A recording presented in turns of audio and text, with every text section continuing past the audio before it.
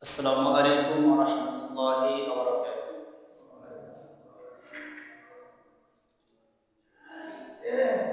إن الحمد لله نحمده ونصلي على رسوله الكريم. أما بعد فأعوذ بالله من الشيطان الرجيم. بسم الله الرحمن الرحيم. وما آتاكم الرسول فخذوه وما نهاكم عنه فانتهوا واتقوا الله إن الله شديد العقاب. إن الله وملائكته يصلون على النبي يا أيها الذين آمنوا صلوا عليه وسلموا تسليما. اللهم صل على محمد وعلى آل محمد كما صليت على إبراهيم وعلى آل إبراهيم إنك حميد مجيد. اللهم بارك على محمد وعلى آل محمد كما باركت على إبراهيم وعلى آل إبراهيم إنك حميد مجيد. الحمد لله. সমস্ত প্রশংসা সেই মহান রব্বুল আলামিনের জন্য, যে মহান রব্বুল আলামিন দয়া করে মেহেরবানি করে আমাদেরকে এই মহল্লা থেকে দূর দূরান্ত থেকে এসে সুস্থ শরীরে আল্লাহর ঘর মসজিদে এসে কিছু কথা বলার এবং শোনার যে মহান রব্বুল আলামিন আমাদেরকে তৌফিক দান করলেন এবং যে আল্লাহ সুবহানাহু ওয়া তাআলা আমাদেরকে জুমার সালাত আদায় করতে আসার মতো তৌফিক দান করলেন, আমরা সকলে সেই মহান রবের প্রতি শুকরিয়া আদায় করছি। সকলেই বলি আলহামদুলিল্লাহ। লাখ কোটি দরুদ ও সালাম বর্ষিত হোক সেই মহান মানবের প্রতি, যার জন্য পেয়েছি মুক্তি স্বরূপ আল কোরআন, মানবতার নূর, মানবতার দিশারি। আমরা সকলেই সেই মহান মানবের প্রতি শুকরিয়া আদায় করছি, দরুদ ও সালাম পেশ করছি। সকলেই বলি সাল্লাল্লাহু আলাইহি ওয়াসাল্লাম। সম্মানিত উপস্থিতি, আলোচনার বিষয় বিদআত। বিদআত মানে হচ্ছে আল্লাহ সুবহানাহু ওয়া তাআলা রাসূলের যুগে তিনি যেগুলো করতে বলে গেছেন, আমরা যদি ওইগুলো বাদ দিয়ে নতুন কিছু দ্বীনের ভিতরে ঢোকাই, নতুন কিছু যদি ইসলামের ভিতরে প্রচার করি, প্রসার করি, ওটাকেই বলে কি বিদআত। কিন্তু আমরা মনে করি যে বিদআত মানে হয়তো এরকম যে রাসূল করিম সাল্লাল্লাহু আলাইহি ওয়াসাল্লাম যেটা ব্যবহার করেছেন আমরা ওটা বাদ দিয়ে আর কিছু ব্যবহার করতে পারবো না, এর নাম হয়তো বিদআত। আমরা এটা মনে করি, কিন্তু এটা সঠিক নয়। রাসূল করিম সাল্লাল্লাহু আলাইহি ওয়াসাল্লাম যেটা করেছেন আমলের ক্ষেত্রে, নেকির উদ্দেশ্যে, ওগুলো বাদ দিয়ে যদি আপনি নেকি করার জন্য যদি অন্য কিছু পথ অবলম্বন করি, তার নাম হচ্ছে বিদআত। যেমন মনে করেন মাগরিবের সালাত কয় রাকাত ফরজ? 3 রাকাত। কেউ যদি মনে করে 5 রাকাত করব, ফরজ হবে সওয়াবের উদ্দেশ্যে, ওটার নাম কি বিদআত। ফজরের নামাজ কয় রাকাত? 2 রাকাত। যদি কেউ মনে করে 4 রাকাত করব, হবে সওয়াবের উদ্দেশ্যে। যদি 4 রাকাত করে তাহলে তার মানে সওয়াবের উদ্দেশ্যে যদি সালাত আদায় করে, ওটার নাম হচ্ছে বিদআত।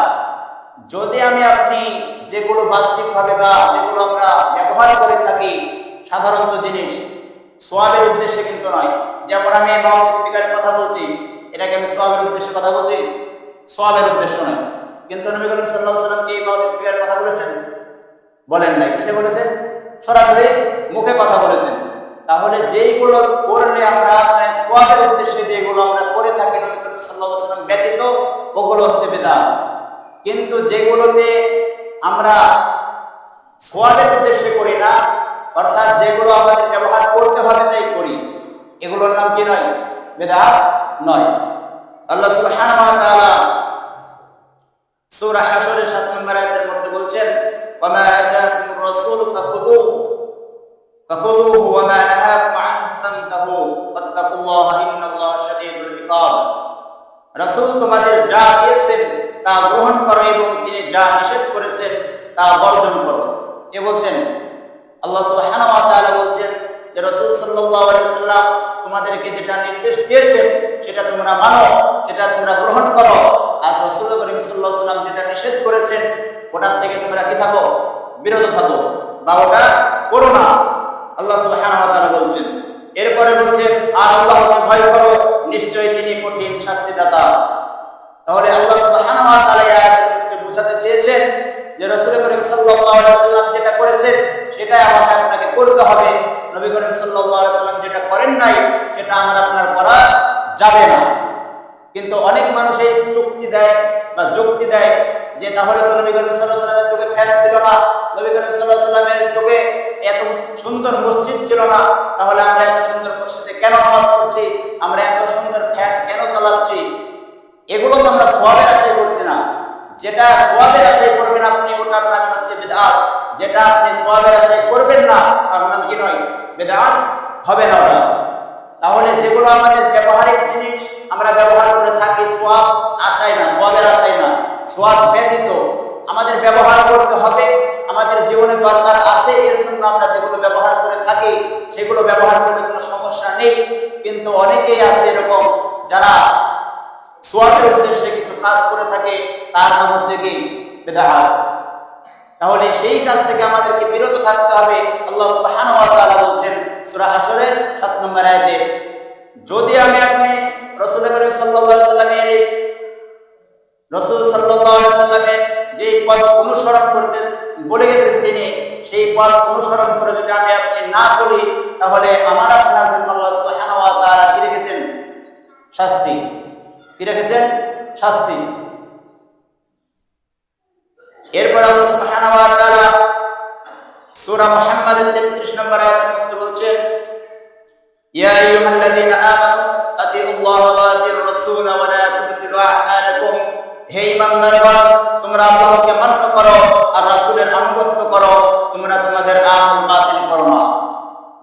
এই আয়াতের মধ্যে তিনটা জিনিস আল্লাহ সুবহানাহু ওয়া তাআলা বলছেন। কয়টা জিনিস? তিনটা। এক নম্বরে কি? আল্লাহ সুবহানাহু ওয়া তাআলাকে মান্য করতে হবে, আল্লাহ সুবহানাহু ওয়া তাআলাকে বিশ্বাস করতে হবে, আল্লাহ সুবহানাহু ওয়া তাআলাকে আমাদেরকে মেনে নিতে হবে। দ্বিতীয় নম্বরে হচ্ছে রাসূল সাল্লাল্লাহু আলাইহি সাল্লামের আনুগত্য করতে হবে। রাসূল সাল্লাল্লাহু আলাইহি সাল্লাম যেই পথ অবলম্বন করতে বলেছেন সেই পথ আমাদেরকে অবলম্বন করতে হবে। রাসূল করিম সাল্লাল্লাহু আলাইহি সাল্লাম যেটাকে নিষেধ করেছেন সেটা আমাদের কি করতে হবে? বর্জন করতে হবে। তৃতীয় নম্বরে বলছে যে তোমরা তোমাদের আমলকে বাতিল করো না। তাহলে এই আয়াত দ্বারা এটা বোঝা যায় যে আল্লাহ সুবহানাহু ওয়া তাআলাকে যদি আমরা না মানি, রাসূল করিম সাল্লাল্লাহু আলাইহি সাল্লামের দেখানো পথ অনুসরণ করে যদি আপনি না চলি, তাহলে আমার আপনার আমল জীবন থেকে কি হবে? বাতিল হয়ে যাবে। বুঝাইতে পারলাম? তাহলে আল্লাহ সুবহানাহু ওয়া তাআলাকে আমাকে আপনাকে বিশ্বাস করতে হবে। আমরা আল্লাহ সুবহানাহু ওয়া তাআলাকে দেখি নাই, এর পরেও যে আল্লাহ সুবহানাহু ওয়া তাআলার ইবাদত করতে এসেছি, এর জন্য কিন্তু আমার আপনার জন্য আল্লাহ সুবহানাহু ওয়া তাআলা এত সুন্দর একটা জান্নাত রেখেছে। যে জান্নাত যে কত সুন্দর হবে এটা মানুষ কল্পনার ভিতরে আনতে পারবে না। আমাদের এই পৃথিবীতে বা বিভিন্ন দেশে দেখবেন কত সুন্দর সুন্দর মসজিদ, কত সুন্দর সুন্দর জায়গা পার্ক করে রেখেছে, এগুলো দেখতে অনেক সুন্দর লাগে না? আমরা এটা দেখে ভাবি যে কতই না সুন্দর, যদি ওইরকম একটা আমার বাড়ি থাকতো, যদি আমার বাড়ির পাশে ওইরকম একটা পার্ক থাকতো তাহলে কতই না সুন্দর হতো। কিন্তু আল্লাহ সুবহানাহু ওয়া তাআলা এত সুন্দর জান্নাত রেখেছে আমার আপনার জন্য, যেটা কোনো মানুষ কল্পনাও করতে পারবে না।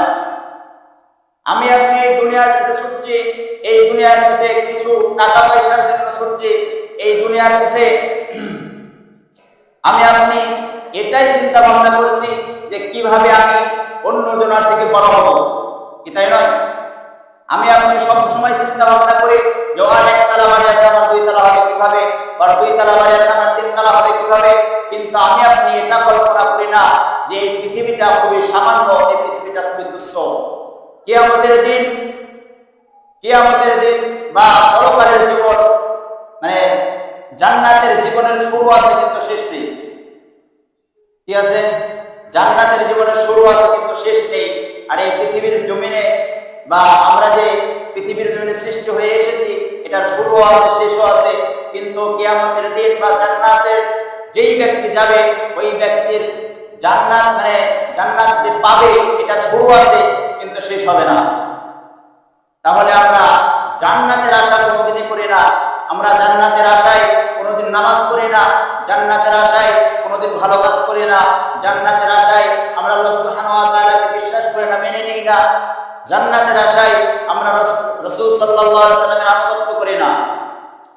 এখানে যারা মুসল্লি এসেছেন, এর মধ্যে যদি হাত তুলতে বলি তো ফজরের নামাজ অনেকেরই হয়নি। হাত তুলতে বলছি না, লজ্জা পাবেন। এর মধ্যে কিন্তু অনেকেরই ফজরের নামাজ হয় নাই। তাহলে ফজরের নামাজটা আমার আপনার জন্য, আজকের যে ফজরের নামাজটা চলে গেছে, এটাকে আর মানে সামনের দিন ফিরে পাবো? কখনোই পাবো না। আর ওই ফজরের নামাজ পার হয়ে গেছে, ফজরের নামাজ যেই ব্যক্তি আদায় করে নাই, ওই সময় থেকে শুরু করে এই জুমআর আগ মুহূর্ত পর্যন্ত যদি ওই ব্যক্তি মারা যায়, তাহলে তার মৃত্যুটা হবে মুনাফিকি মৃত্যু। কি মৃত্যু? মুনাফিকি মৃত্যু। আর মুনাফিকের জায়গা হচ্ছে জাহান্নামের সবচাইতে তলদেশে। তাহলে আমার আপনার যাদের ফজরের নামাজ হয় না, তারা একটু চিন্তা করে দেখে যে যাদের ফজরের নামাজটা হয় নাই, তারা আজকে আমরা জুমার নামাজ আদায় করতে এসেছি, ফজরের নামাজটা কি জন্য আমরা বাদ দিলাম? ফজরের নামাজ বাদ দিয়েছি ঠিকই, কিন্তু সকালবেলায় উঠে আমাকে আপনাকে কাজ করতে হবে, এটা আমার আপনার কিন্তু ঠিকই মনে ছিল না? এখানে যারা আছেন, কেউ কিন্তু শুয়ে থেকে মসজিদে আসেন নাই, এসেছেন কিছু না কিছু কাজ করেই তারপরে মসজিদে এসেছেন, ঠিক কিনা? কি ভুল বললাম? ছোট হোক বা বড়, যাই হোক কাজ কর্ম করে তারপরে কিন্তু মসজিদে এসেছেন। কিন্তু আমার আপনার এটা মনে আছে যে আমাকে কাল সকালে ঘুম থেকে উঠে এই কাজটা করতে হবে, কিন্তু আমার আপনার এটা মনে নাই যে এই রাতের ভিতরে যদি আমি মারা যাই, তাহলে আমার এশার নামাজটা যে আমি করি নাই, এই রাতের ভিতরে যদি আমি মারা যাই, তাহলে তো সরাসরি জাহান্নামে চলে যাব। এটা আমার আপনার মনে নাই। আমি আপনি এটা নিয়ত করি না যে ফজরের নামাজটা আল্লাহ সুবহানাহু ওয়া তাআলা তৌফিক দান করেন, তাহলে ফজরের নামাজটা আমি জামাতের সঙ্গে আদায় করার চেষ্টা করব। এটা নিয়ত করেও যদি শোন, তারপরও সওয়াব আছে। আল্লাহ সুবহানাহু ওয়া তাআলা কতটা দয়া করেছেন। যদি আপনি এশার সালাত আদায় করে মনে মনে খালি এটা নিয়ত করেন যে আল্লাহ সুবহানাহু ওয়া তাআলা যদি তৌফিক দান করেন, তাহলে আমি ফজরের নামাজটা জামাতের সঙ্গে আদায় করব, সঙ্গে সঙ্গে আপনার আমার আমলনামে আল্লাহ সুবহানাহু ওয়া তাআলা নেকি দিয়ে দেবেন। সুবহানাল্লাহ। তাহলে আল্লাহ সুবহানাহু ওয়া তাআলা কতটা দয়ালু। এরপর আল্লাহ সুবহানাহু ওয়া তাআলাকে আমরা ভুলে আসি, এরপরে রাসূল সাল্লাল্লাহু আলাইহি ওয়াসাল্লামের আনুগত্য করতে চাই না, এরপরে নবী করিম সাল্লাল্লাহু আলাইহি ওয়াসাল্লামকে আমরা ভুলে গেছি। তাহলে আল্লাহ সুবহানাহু ওয়া তাআলা বলছে যে হে ইমানদারগণ, তোমরা আল্লাহকে মান্য করো আর রাসূলের আনুগত্য করো, তোমরা তোমাদের আমলকে বাতিল করো না। তাহলে আল্লাহ সুবহানাহু ওয়া তাআলাকে আমাকে আপনাকে বিশ্বাস করতে হবে, আল্লাহ সুবহানাহু ওয়া তাআলাকে মেনে নিতে হবে, রাসূল করিম সাল্লাল্লাহু আলাইহি ওয়াসাল্লামের আনুগত্য করতে হবে। রাসূল করিম সাল্লাল্লাহু আলাইহি ওয়াসাল্লাম যেই পথ অবলম্বন করতে বলেছে, আমি আপনি যদি ওই পথ অবলম্বন করি, তাহলে আমি আপনি ইমানদার হতে পারবো। যদি আমি আপনি এই পথ থেকে অন্য পথে চলে যাই, তাহলে আমাদের জীবনে যা আমল করেছে আমরা সবগুলো বাতিল হয়ে যাবে। কে বলেছেন? আল্লাহ সুবহানাহু ওয়া তাআলা বলছেন, আমার কথা নয় এটা। এরপরে দেখেন আল্লাহ সুবহানাহু ওয়া তাআলা সূরা আলে ইমরানের 31 নম্বর আয়াতের মধ্যে বলছেন, কুল ইন কুনতুম তুহিব্বুনাল্লাহা ফাত্তাবিউনি ইউহিব্বুকুমুল্লাহু ওয়া ইয়াগফির লাকুম যুনুবাকুম আল্লাহু গফুরুর রহিম। হে নবী, তুমি বলো, তোমরা যদি আল্লাহ সুবহানাহু ওয়া তাআলাকে ভালোবাসতে চাও, তাহলে আমাকে ভালোবাসো। কে বলছেন? আল্লাহ সুবহানাহু ওয়া তাআলা বলছে আমাদেরকে বলার জন্য যে হে নবী, তুমি বলো যে তোমরা যদি, অর্থাৎ আমার বান্দারা যদি আমাকে ভালোবাসতে চায়, তাহলে সে যেন তোমাকে আগে ভালোবাসে। তাকে ভালোবাসতে হবে। মুহাম্মদ সাল্লাল্লাহু আলাইহি ওয়াসাল্লামকে যদি আমি আপনি ভালোবাসি, তাহলে আল্লাহ সুবহানাহু ওয়া তাআলা আমাদেরকে ভালোবাসবেন। সুবহানাল্লাহ। তাহলে রাসূল করিম সাল্লাল্লাহু আলাইহি ওয়াসাল্লামকে বলে দিলেন যে তুমি বলো, তোমরা যদি আল্লাহ সুবহানাহু ওয়া তাআলাকে ভালোবাসতে চাও, তাহলে আমার অনুসরণ করো। আর আল্লাহ সুবহানাহু ওয়া তাআলা পাপ ক্ষমা করে দিবেন। সুবহানাল্লাহ। কারণ আল্লাহ সুবহানাহু ওয়া তাআলা পরম দয়ালু এবং ক্ষমাশীল। তাহলে আমার আপনার জীবনের যদি পাপ ক্ষমা করতে চাই, আমি আপনি যদি আল্লাহ সুবহানাহু ওয়া তাআলাকে ভালোবাসতে চাই, তাহলে কাকে ভালোবাসা লাগবে? কাকে ভালোবাসা লাগবে? কথা বলছেন না কেন? বুঝতে পারেন না আমার কথা? আল্লাহ সুবহানাহু আবার বলছি, ভালো করে বুঝেন। আল্লাহ সুবহানাহু ওয়া তাআলা বলছেন যে হে নবী, তুমি তোমার উম্মতদেরকে বলে দাও বা আমার বান্দাদেরকে বলে দাও যে তারা যদি আমাকে ভালোবাসতে চায়, তারা যেন তোমাকে আগে ভালোবাসে, তাহলে আমি তোমাদেরকে আমি তাদেরকে ভালোবাসবো। তাহলে কাকে ভালোবাসতে হবে? মুহাম্মদ সাল্লাল্লাহু আলাইহি সাল্লামকে যদি আমি আপনি ভালোবাসি, তাহলে আল্লাহ সুবহানাহু ওয়া তাআলা আমাদেরকে ভালোবাসবেন। আর যদি আমি আপনি মনে করি যে না, রাসূল সাল্লাল্লাহু আলাইহি সাল্লামকে রেখে দিলাম, রাসূল সাল্লাল্লাহু আলাইহি সাল্লামের দরকার নেই, আমরা শুধু আল্লাহ সুবহানাহু ওয়া তাআলার ইবাদত করব, আল্লাহ সুবহানাহু ওয়া তাআলাকে মেনে নেব, তারপরেও কিন্তু কোনো কাজ আসবে না। কারণ আল্লাহ সুবহানাহু ওয়া তাআলার কোরআন মিথ্যা হতে পারে? কখনোই মিথ্যা হবে না। তাহলে সূরাতুল আলী ইমরানের কত নম্বর আয়াত? 31 নম্বর আয়াতের মধ্যে বলছে যে হে নবী, তুমি বলে দাও তারা যদি আমাকে ভালোবাসতে চায়, তাহলে তোমাকে যেন আমি ভালোবাসি, তোমার যেন অনুসরণ করে, তাহলে আমি আল্লাহ সুবহানাহু ওয়া তাআলা তাদেরকে ভালোবাসবো। আর আল্লাহ সুবহানাহু ওয়া তাআলা বলছেন এরপরে যে আমি তাদের পাপ সমূহ ক্ষমা করে দেব, কেননা আমি পরম দয়ালু এবং ক্ষমাশীল। কে বলছেন? আল্লাহ সুবহানাহু ওয়া তাআলা বলছেন। তাহলে আমাদের জীবনে যদি পাপ আমরা মোচন করতে চাই, আমরা যদি জান্নাত পেতে চাই, তাহলে আল্লাহ সুবহানাহু ওয়া তাআলাকে মেনে নিতে হবে। রাসূল করিম সাল্লাল্লাহু আলাইহি সাল্লাম যেটা বলেছেন সেটা মেনে নিতে হবে। রাসূল করিম সাল্লাল্লাহু আলাইহি সাল্লামকে অনুসরণ করে চলতে হবে। তিনটা আয়াত বললাম, তিনটা সূরা থেকে। এই তিন জায়গাতে আল্লাহ সুবহানাহু ওয়া তাআলা বলছে যে আল্লাহ সুবহানাহু ওয়া তাআলাকে মেনে নাও এবং রাসূল সাল্লাল্লাহু আলাইহি সাল্লামের আনুগত্য করো। রাসূল সাল্লাল্লাহু আলাইহি সাল্লাম যেটা করতে বলেছেন সেটা করো, রাসূল সাল্লাল্লাহু আলাইহি সাল্লাম যেটা নিষেধ করেছেন সেটা থেকে বিরত রাখো। তিনটা আয়াত বললাম, যারা মনোযোগ দিয়ে শুনছেন তারা ঠিকই বুঝতে পারছেন যে তিনটা আয়াতে আল্লাহ সুবহানাহু ওয়া তাআলা একই কথা বলছেন। ঠিক কিনা? দেখেন রাসূল করিম সাল্লাল্লাহু আলাইহি সাল্লাম এই বিষয়ে হাদিস শরীফে কি বলছেন? হযরত আয়েশা রাদিয়াল্লাহু তাআলা আনহা বলেন, রাসূল করিম সাল্লাল্লাহু আলাইহি ওয়াসাল্লাম বলেছেন, যেই ব্যক্তি এমন আমল করলো যাতে আমার কোনো নির্দেশনা নেই, তা পরিত্যাজ্য। কে বলছেন? মুহাম্মদ সাল্লাল্লাহু আলাইহি ওয়াসাল্লাম বলছে। আয়েশা রাদিয়াল্লাহু তাআলা আনহা থেকে বর্ণিত, তিনি বলেন রাসূল করিম সাল্লাল্লাহু আলাইহি ওয়াসাল্লাম বলেছেন যে কোনো ব্যক্তি যদি কিছু আমল করে আর সেটা যদি আমার নির্দেশনা বলে না হয়, সেটা যদি আমার দেখানো আমল না হয়, বা আমি যেটা করতে বলেছি সেই রকম মোতাবেক যদি আমল না হয়, তাহলে সেই আমলটা হবে পরিত্যাজ্য, মানে সেই আমল করে কোনো কাজ হবে না। তাহলে আমল করতে হবে কার? আমল করতে হবে কার কথা মোতাবেক? কার কথা মোতাবেক? আল্লাহ সুবহানাহু ওয়া তাআলার কথা মোতাবেক আমল করবে। কার দেখানো? মুহাম্মদ সাল্লাল্লাহু আলাইহি সাল্লামের দেখানো, মানে মুহাম্মদ সাল্লাল্লাহু আলাইহি সাল্লাম যেইভাবে দেখিয়ে গেছেন ওইভাবে আমল করতে হবে। তাহলে হুকুমকার আল্লাহ সুবহানাহু ওয়া তাআলা, আর রাসূল সাল্লাল্লাহু আলাইহি সাল্লামের দেখানো পথ অনুসরণ করে আমাকে আপনাকে আমল করতে হবে, যদি আমি আপনি জান্নাতে যেতে চাই। আর যদি জাহান্নামে যেতে চান, তাহলে রাসূল সাল্লাল্লাহু আলাইহি সাল্লামকে মানার দরকার নেই, আল্লাহ সুবহানাহু ওয়া তাআলাকে কোনো মানার দরকার নেই। যদি আপনার আমার মনে নিয়ত থাকে, যদি আমি আপনার মনে আগ্রহ থাকে যে আমরা জান্নাতে যাব, তাহলে আল্লাহ সুবহানাহু ওয়া তাআলাকে মেনে নিতে হবে। যদি আমার আপনার অন্তরে এটার বাসনা কামনা জাগে যে আমি আপনি জান্নাতে যাব, জান্নাতে আল্লাহ সুবহানাহু ওয়া তাআলা এত সুন্দর করে আমাদের জন্য জান্নাত বানিয়ে রেখেছে, আমি সেই জান্নাতে যেতে চাই, তাহলে রাসূল করিম সাল্লাল্লাহু আলাইহি সাল্লাম যেই পথ অবলম্বন করতে বলেছে আমাকে আপনাকে ওই পথ অবলম্বন করতে হবে। যদি আমি আপনি না করি, তাহলে কিন্তু আমার আপনার জন্য জান্নাত নয়, আমার আপনার জন্য জাহান্নাম। এরপরে রাসূল করিম সাল্লাল্লাহু আলাইহি সাল্লাম জাবের রাদিয়াল্লাহু তাআলা বলেন, রাসূল করিম সাল্লাল্লাহু আলাইহি সাল্লাম বলেছেন, হামদ ও সালাতের পর বলেন, নিশ্চয়ই শ্রেষ্ঠ বাণী হলো আল্লাহর কিতাব এবং শ্রেষ্ঠ হিদায়াত হলো মুহাম্মাদের হিদায়াত। শ্রেষ্ঠ কিতাব কে? শ্রেষ্ঠ কিতাব কার? আল্লাহ সুবহানাহু ওয়া তাআলার কিতাব থেকে শ্রেষ্ঠ কিতাব এবং শ্রেষ্ঠ হিদায়াত হলো মুহাম্মাদের হিদায়াত। তাহলে আল্লাহ সুবহানাহু ওয়া তাআলার কিতাব যদি আমরা মেনে নিই, আল্লাহ সুবহানাহু ওয়া তাআলা বলছে যে যদি তোমরা কোরআনুল কারীমকে মেনে নাও, তাহলে তোমাদেরকে আর জীবনে কিছু করতে হবে না। কারণ কোরআনুল কারীমে এমন কোনো বিষয় নাই যেটা নাই। কোরআন এবং হাদিসের ভিতরে আমার আপনার জীবনে যা কিছু করি, আমি আপনি যা কিছু করি সব কিছুই আছে।